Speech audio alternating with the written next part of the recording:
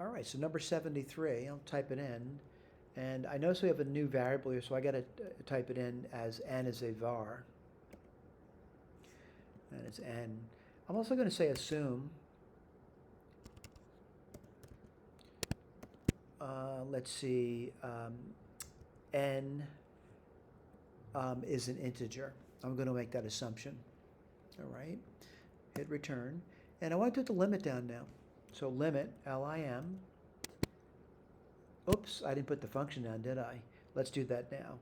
I'm going to say f of n, almost forgot, is the factorial of n divided by n to the 2002.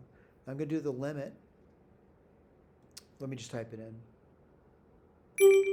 limit of f of n,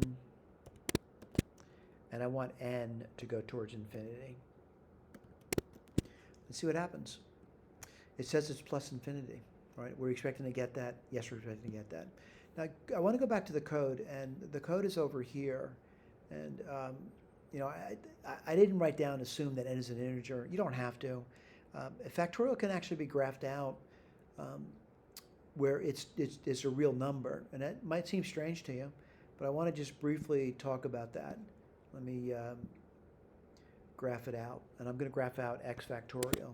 This is graph replication. And I want to zoom out. It's kind of weird looking, isn't it?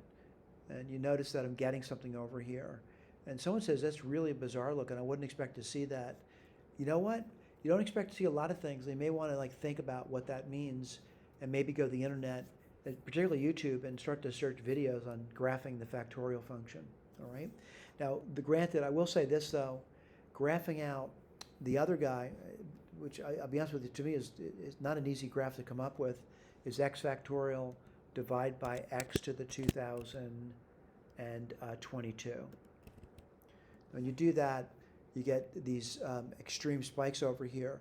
And I will say it's a tough graph. I mean, it bouncing off into directions and getting very small, yada, yada, yada. It's not easy to analyze that graphically, all right? At least I found it difficult, right? But software does a nice job, as did thinking about it, all right? As did thinking about it. Thank you.